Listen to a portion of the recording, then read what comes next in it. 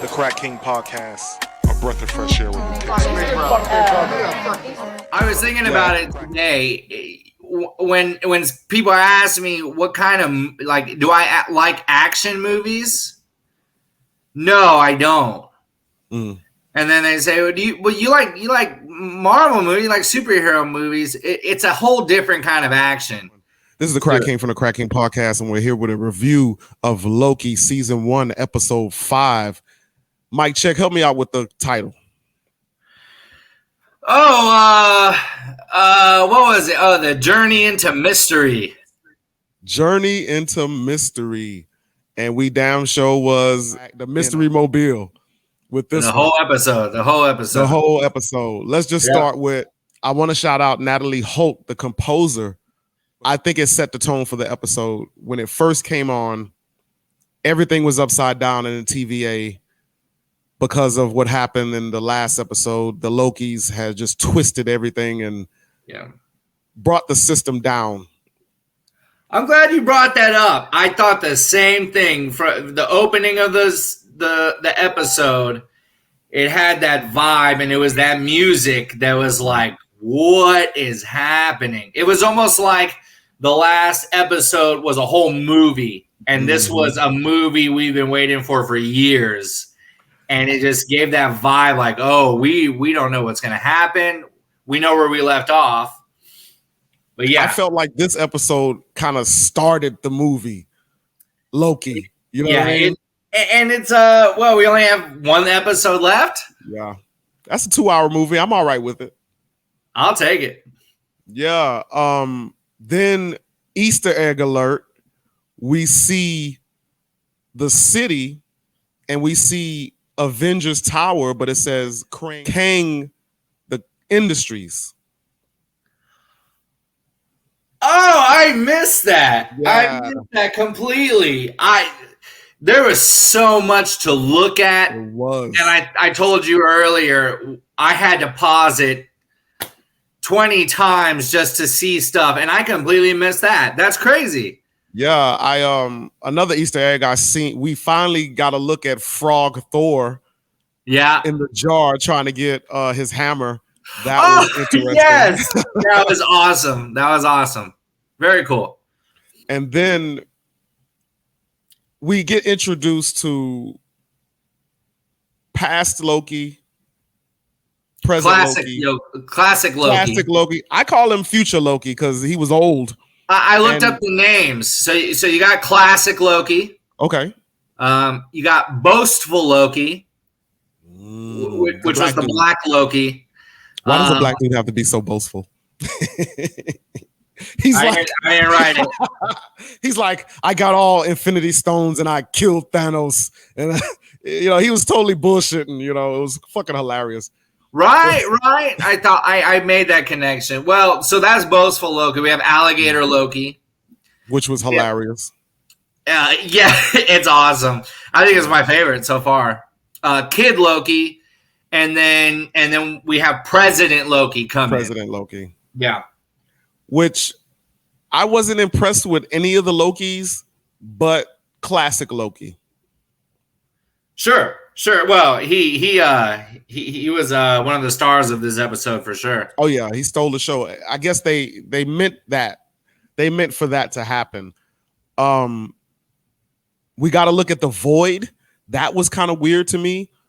Why would? Because spoiler alert: the Conqueror, he is the villain. Sure.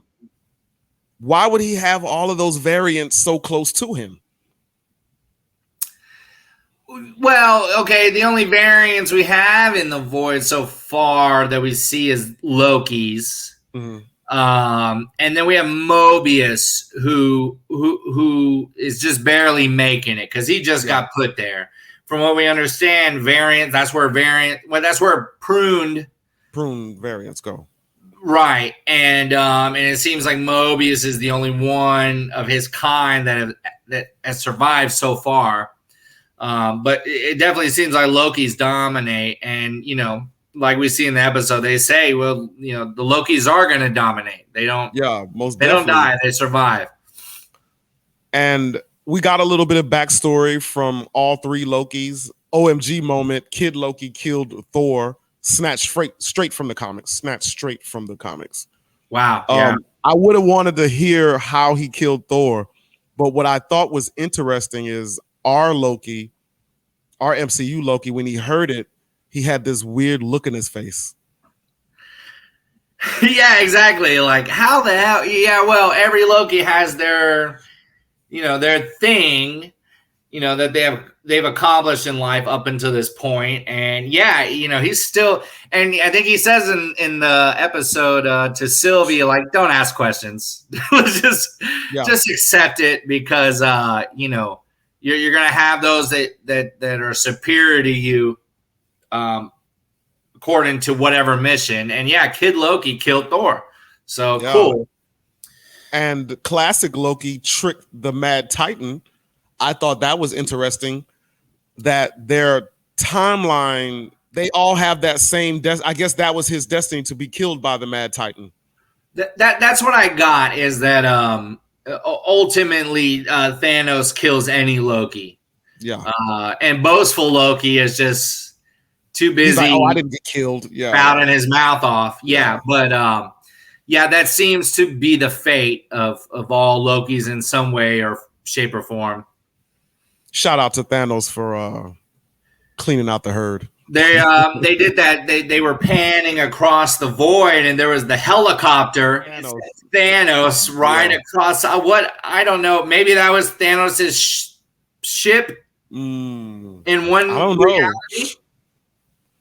And then we get to see Sylvie and Renslayer. I think Renslayer, it seems like she doesn't know what's going on, but I think she really does know what's going on. Yeah, I don't know. It's in this episode, her interaction with Sylvie, she was obviously bullshitting. Oh yes, acting scared. It was in the acting. Yeah. But I'm 50-50 about it. Either she's like everyone else, trying to figure out what's going on, playing the role, or she really doesn't. If she was curious enough, she'd prune herself. Yeah, she ain't gonna do that shit. No. But what I thought was fascinating was the construct that trains you, the cartoon. It was like lying and kind of stalling for time for her, as if Miss Minutes. Yes, as if the puppet master just knows what's going on. I mean, if considering what happened with the timekeepers, I mean, let's say Kang, for instance, if he is the puppet master, he can control all that. Miss Minutes is just so much a part of his trickery as. And then we got to see my boo, B-15, in lockup. I was really depressed and I was really upset because they're keeping us away from each other, because she did remember me. When she's it's like Papoose, man. Just wait for Remy to get out, man. That's what I'm doing right now. Free B-15. I'm waiting on you, baby. What was shocking to me was when Sylvie pruned herself. I think she picked apart what was being said, what Renslayer was saying, and I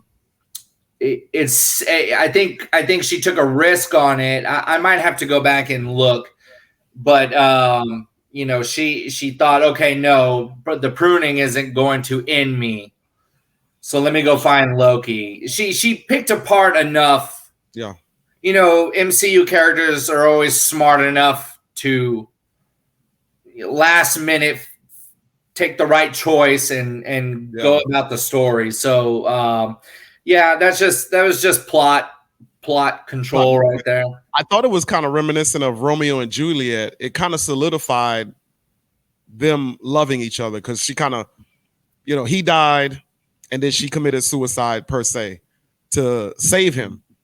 I like that. Yeah. It was more like she has a mission, but I think it wasn't at that point after he got pruned. It was more about saving Loki than taking down the TVA. Our Loki, 2012 Loki, is more open about the love connection. Yeah. But I think it's undeniable between both of them. So yeah, little Shakespeare in there. Shout out to the director, Kate Herron, for the Battle of the Lokis. With President Loki, were those other Lokis? Because I seen some of them using magic. They were all Lokis. They were all Lokis. Now you have the snippet behind you. Yeah. That snippet has been one of the centerpieces of all the trailers, any promotion for the show in its entirety. And I really thought that would be our Loki. Yeah. And it turns out that President Loki was just a quick jerk. It didn't last long. OMG moment when Alligator Loki bit his hand off. I laughed. Alligator Loki was one of the centerpieces of this episode. All of the Lokis were drinking wine, and Kid Loki had a juice box. Shout out to High C. I love you. Yes. I love that attention to detail. Yeah. It's beautiful. Definitely. There was another one that I saw. If you're an old school gamer, they had the Polybius game console. Mm-hmm. Really? No. Real quick. So back in the 80s, there was those monoliths that showed up recently. These metal monoliths. Yeah. They just showed up in random places, and people freaked out. Like, where do they come from? That happened with some video game arcades, and the game was Polybius. Mm-hmm. And they showed up and in random spots around the country, and ultimately they were taken up, and no one ever knows what happened to them. Mm. And to this day, no one knows where those went, and it's all part of video gamer lore. And I love how it ended up in the void. Yeah. Most definitely. That's where they are. They got fucking pruned. They weren't supposed to be there. Yeah, if you get a chance, look it up. It's called Polybius. Polybius. It's real, and it's a mystery to this day. It's some true crime shit for sure. We got to see Mobius saving the day. I've grown to love Owen Wilson as Mobius. I hope they continue his character in these movies. Sure. My big question is, are these television shows, because of pandemic and reshoots and rewrites, better than the movies that are coming out? Because this episode was movie level storytelling, movie level action, everything you wanted in a movie. It was like part one and part, whatever's coming next week. Or this was part almost like a 3-hour movie, because last episode was actually really dope. And this one just continued right where we left off. Well, it's been a while since we had a movie. But, with Endgame and even Spider-Man Far From Home, you really kind of just closed what seemed to be one long chapter. Yeah. Even though it was a horrible Spider-Man movie. I'm sorry. Phases. Hey, to each his own. It sucked. But I think that this episode was a great way to start ending the Loki series, but it looks like it's a really great way to start the next big chapter of the MCU. Yeah. Like, we have so much to come, and it's like, what is Loki going to leave with us until, whatever else comes out next? I don't think Black Widow coming out Friday. In 2 days. Yeah. I don't think that's going to advance us any further. If anything, that will leave us some closure. But until the next, shows and movies come out, I'm hoping this Loki just gives us something to look forward to. I find it interesting how now it mirrors the comics, because at one time when the Avengers died in the comics because of the snap or the gauntlet, the villains, the super powered villains, not just, Joe Blow, Zemo, Sure. I mean, superpower villains become heroes or anti-heroes. That's when we started seeing the anti-hero, the Infinity Gauntlet War in the comics. And I'm seeing it now that the anti-hero is going to be the thing now, and we're going to have these super level villains that started with Thanos. Sure. Yeah, I mean, that goes back to Falcon and the Winter Soldier, just humanizing a lot of these heroes and villains. Yeah. It's like, but yeah, same thing with Loki. Loki, now it's hard to compare because Loki is more of a cosmic. But he was raised good because he was raised on Asgard. In our 2012 Loki, he ultimately died a hero. Yeah. Trying to kill Thanos. So yeah, that's I don't even know if that's anti-hero. That kind of goes back into the whole Reformation, God of the outcasts, as they said in this episode. So we got to see Mobius save the day and have all of the funny quips. Eliath.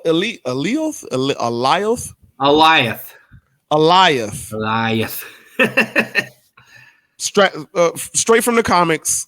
The Conquerors, whatever that thing is.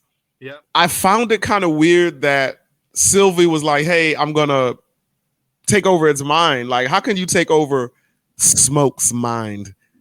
I thought it was kind of far-fetched. The first scene we see, she interacts with him. She's trying to get away from him. Yeah, and it's very quick. But if you pay attention enough, you can tell that she had this look, and this goes out to the director. You got to really pay attention, but she felt a presence that she knew she could latch on to, that she could enchant. And that ultimately gave her the idea for the rest of the episode. But I think. I don't think it's worth thinking too much into, because they even said in the episode, everyone agreed that it was a living thing. Yes. Could die. So ultimately, yes, Sylvie could enchant it. You're right. Yeah. I thought it was funny how all of the Lokis were like, "Hey, we're Lokis. We come up with bad ideas and we do all kinds of trickster shit." And it was like our Loki kind of inspired them to be better, because he's had his whole revelation, and it's almost like he was like rallying them, and which he did, because at the end of the scene we see, I call him old Loki, help them almost realize his glorious purpose was to help himself, maybe. Well, he ultimately spoiler alert, he sacrifices himself. Yes, he did. For himself. Yeah, I don't think we will, and I don't necessarily want to see more of him. However, he left a lasting impression because he was powerful. He was powerful. I mean, he recreated Asgard. And to be able to do that was amazing. So if this is the last we see him, I think he went out a fucking boss. I mean, he went out like boss level. Loki. That's Sylvie and our Loki, which I was saying from the last episode when they were on Lamentus, how much more powerful they are than they realize. And he spoke on it. He was like, "I think we're more powerful than we think we are." Sure. Was that Odin's design? If we look at Ragnarok, Thor didn't know he always thought Mjolnir, I can never say his fucking hammer's name. He always thought Mjolnir. Mjolnir. Meow. Meow meow. He thought that was the source of his power. Right, yeah. Oh, that's a good mirror image to Ragnarok for sure. So was that by Odin's design to not let you know these things? It's for you to discover on your own, the all-powerful Odin?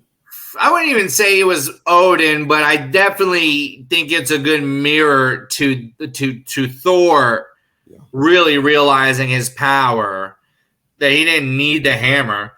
No. I don't think Loki ever had an object that he needed. So, Thor with his hammer and his need for like a father or like this outwardly power. For Loki, it was all about in here. And now he was willing to let himself go for that. And I think that was his way to find true power. Yeah.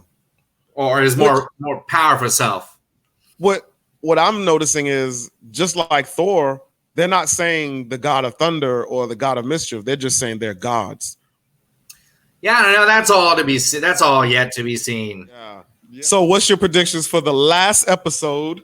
We've been on this ride for a long time, man. Me and you. It feels like it, yeah. Well, Loki and Sylvie are going to walk through. They're going to discover what the background of the TVA. The TVA is very much, about time, timelines, time travel, so that everything is lending the hand to Kang the Conqueror. Man, I guess I just hope that they give us enough to think about. Mm-hmm. I don't want it all to be bullshit, but if it is Kang the Conqueror, maybe they'll lend something to that. A little theory I read is that Dormammu might be Dormammu, somewhere. you think so?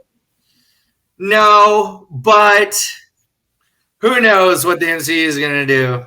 Yeah, they'll lend their definitely. way. Yeah, You watched 6 episodes, 6 weeks for a little tweak towards progressiveness. Yeah, but I'm okay with that. I'm cool with it. Well, my predictions. I don't think we're gonna see Kang the Conqueror. I think they're gonna get there and fight some other minuscule villain of his or Renslayer. And I think Renslayer is finally gonna get her just dessert. Like they're gonna introduce Sylvie as Enchantress, Loki's sidekick. Yeah, the MCU is very good at dealing out the names. We already know that she has the power of enchantment, so the name is going to come across in some conversation. So that would be cool. So I got one for you before we go. There's a theory that Renslayer and Mobius are the same person. They're variants of each other. And in this episode, they talk about how they have a relationship that's unlike anyone else's in the TVA, which kind of lends to the idea that that they are variants of each other that are also, high-profile agents of the TVA. They kind of dress like each other too. They have that kind of gold. Yeah, I don't know. It's that tint, that hue that they wear. It's reminiscent of each other. Yeah, you fucked my noodle up with that one. We'll see. We'll see. Yeah, we'll see on that one. And Renslayer, always had a hard time very trusting Mobius. But she likes him. She gives him that trust no matter how much he destroys it. Yeah. And even then, when he almost fucked up, they closed the case, and she was just happy to have him there. Yeah, you're right. And then he said he was going to go back to burn down the TVA. I don't think that's going to happen. I think he's going to go and run the TVA after we flush out the Conqueror. I like that. In a new light, because the ultimate question is, if the TVA is bullshit, if the timekeepers are bullshit, a lot of this is bullshit. What about the timeline? Is that bullshit? That's what I was saying. Remember, I brought that question up last episode. This is the Crack King from the Crack King podcast, and we're here with the review and discussion of Loki Season 1, Episode 5. I got my boy Mike Check with me, and we got a lot of motherfucking questions.